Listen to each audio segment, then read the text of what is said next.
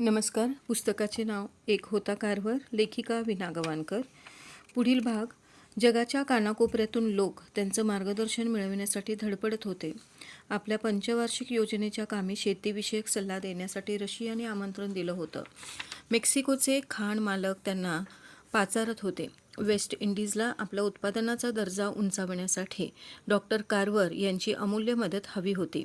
कोणी आपल्या निकस जमिनीचा नमुना आणून तिच्या दुरुस्तीवर उपाय विचारत होता, तर कोणी आपल्या शेतात उगवलेली चिपाडं टस्किगेच्या डॉक्टरपुढं आणून ठेवत होता.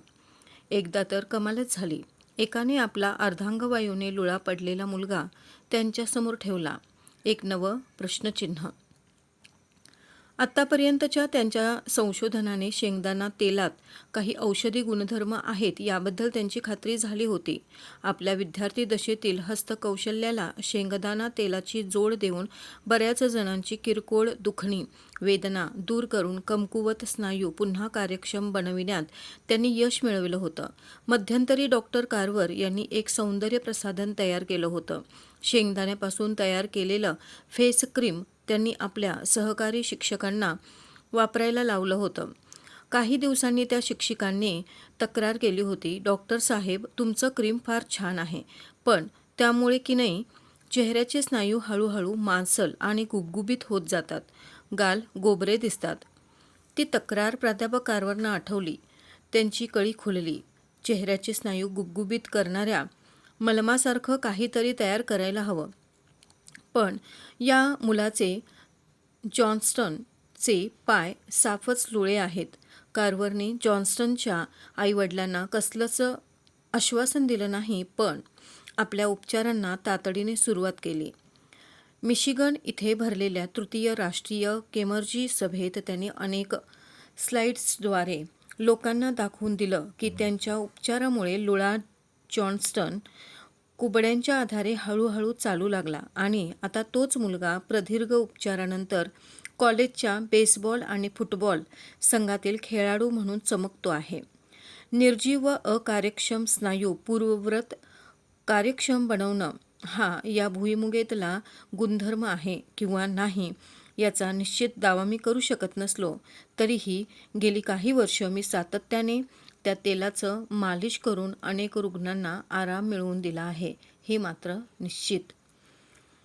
त्यांच्या केमर्जी सभेतील व्याख्यानाचे पडसाद देशभर उमटले.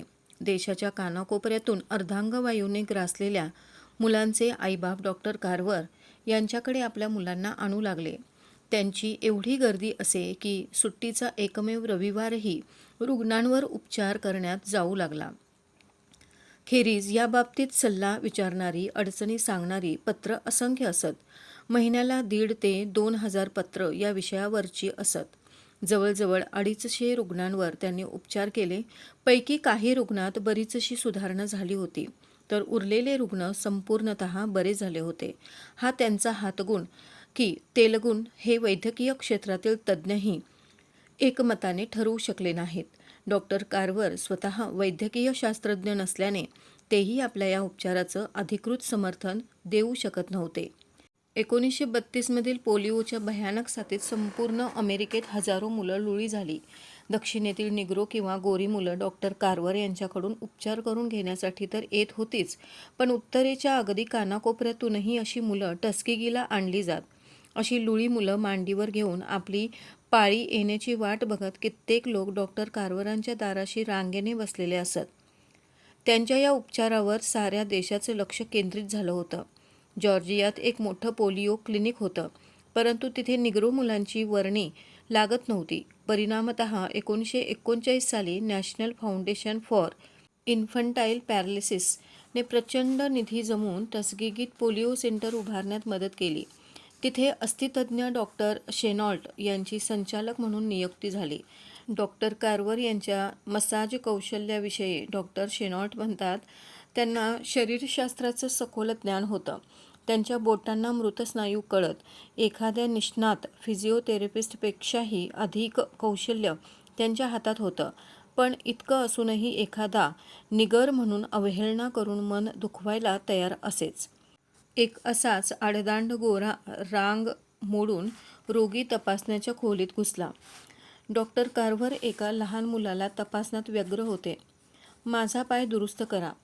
मला ते शक्य नाही, एवढंच म्हणून डॉक्टर कार्व्हर पुन्हा त्या मुलाला तपासू लागले. माझ्याकडे पाठ फिरवतोय निगर, तो आडदांड खेकसला.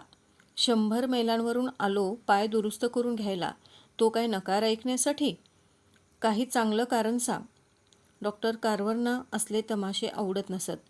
एरवी ते अशा प्रसंगी सरळ चालते झाले असते, पण आता त्यांना बोलणं भागच झालं होतं. ते म्हणाले, माझी प्रार्थना काय किंवा औषध काय, तुझं मन निर्मळ करायला असमर्थ आहेत.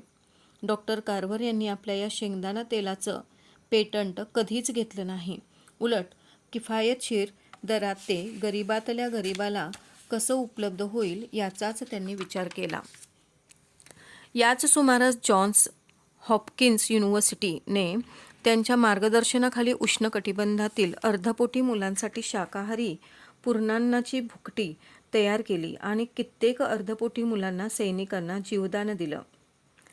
बॅल्टिमोर शहरात निग्रोंसाठी असलेल्या मॉर्गन कॉलेजमध्ये डॉक्टर कार्व्हर व्याख्यानासाठी येणार आहेत याचा सुगावा हॉपकिन्स युनिव्हर्सिटीच्या वरिष्ठांना लागताच त्यांनीही ही संधी साधून त्यांचा सत्कार करायचं ठरवलं.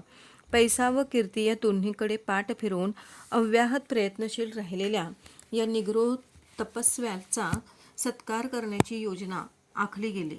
निमंत्रितांच्या याद्या तयार झाल्या. मॉर्गन कॉलेजचे रजिस्ट्रार श्री एडवर्ड विल्सन यांचंही नाव त्या यादीत होतं. बॉल्टिमोर शहरात प्राध्यापक कार्व्हर यांनी प्रवेश केला. तो आपल्या नेहमीच्या वेशातच, तोच पेटंट विटका कोट, तीच ठिगळवलेली पॅन्ट, तेच जुने पुन्हा पुन्हा दुरुस्त केलेले बूट. जेव्हा तुम्ही आयुष्यातील सामान्य बाबतीत असामान्य यश मिळवाल त्यावेळी साऱ्या जगाचं लक्ष तुमच्यावर केंद्रित झालेलं असतं. कचरा म्हणून टाकाऊ ठरलेल्या पदार्थांपासून टिकाऊ काही बनवू शकता का? तुम्हाला कदाचित वाटत असेल की तुमची गरज आहे त्याच समाजात तुम्ही अधिक चांगलं कार्य करू शकाल. पण हेही लक्षात ठेवा, तुमच्या कष्टाची आणि तुमचीही उपेक्षाच होणार आहे अशाही ठिकाणी तुमच्यापैकी काहींना जावं लागेल. तुमची आम्हाला गरज नाही अशा अदृश्य पाट्याही तुम्हाला दिसतील. फार पूर्वीपासून हे घडत आलेलं आहे. येशू ख्रिस्ताच्या बाबतीत हेच घडलं होतं. गॅलिलीत त्याला आलेला अनुभव असाच नव्हता का? पण आता त्याच येशूला सारं जग त्राता म्हणतं. सर्जनशील प्रतिभा ती, की जिच्यामुळे अवघ्या जगाला तुमचा आदर वाटतो. मग तुमचा वर्ण कोणताही असो. प्रश्न असतो तो एवढाच की जगाला जे हवं आहे ते तुम्ही देऊ शकता का? तुम्ही सत्याला ओळखाल तर सत्यच तुम्हाला मुक्त करेल. विज्ञान अभ्यासा, विज्ञानाची कास धरा, विज्ञानच तुम्हाला मुक्त करेल. त्यांच्या भाषणातील एकही शब्द मॉर्गन कॉलेजच्या विद्यार्थ्यांनी खाली पडू दिला नाही. जीवाचे कान करून ते ऐकत होते.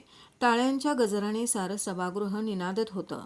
त्याच रात्री जॉन्स हॉपकिन्स युनिव्हर्सिटीत डॉक्टर कार्व्हर यांचा सत्कार समारंभ होता. युनिव्हर्सिटीचं सभागृह त्या थोर मानवाच्या स्वागतासाठी सजविण्यात आलं होतं. काही भव्यदिव्य घडणार या अननुभूत जाणीवेने सारा परिसर थरारून गेला होता. वातावरणात एक वेगळंच चैतन्य सळसळत होतं. ठरलेल्या वेळी डॉक्टर कार्व्हर सभास्थानी आले. आपल्या त्याच पेटंट पोशाखात. कोटाच्या आतला शर्ट फक्त बदलला गेला होता. साधाच पण स्वच्छ शर्ट. त्यांच्या या स्पेशल ड्रेसकडे सारखं सारखं बघणं सभ्यतेला धरून होणार नाही म्हणून जो तो स्वतःला बजावत होता. तरीही नजर पुन्हा पुन्हा त्यांच्या पोशाखाकडे वळत होतीच. या समारंभाबाबत श्री एडवर्ड विल्सन, मॉर्गन कॉलेजचे रजिस्ट्रार म्हणतात, विचार तरी काय करावा हेच समजेना. मस्तक सुन्न झालं होतं. मला कुठेतरी अपमानित झाल्याची भावना बोचत होती.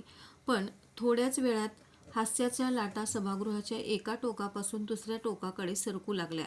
सारेजण पुढे झुकून त्यांचा प्रत्येक शब्द कानात साठवू पाहत होते.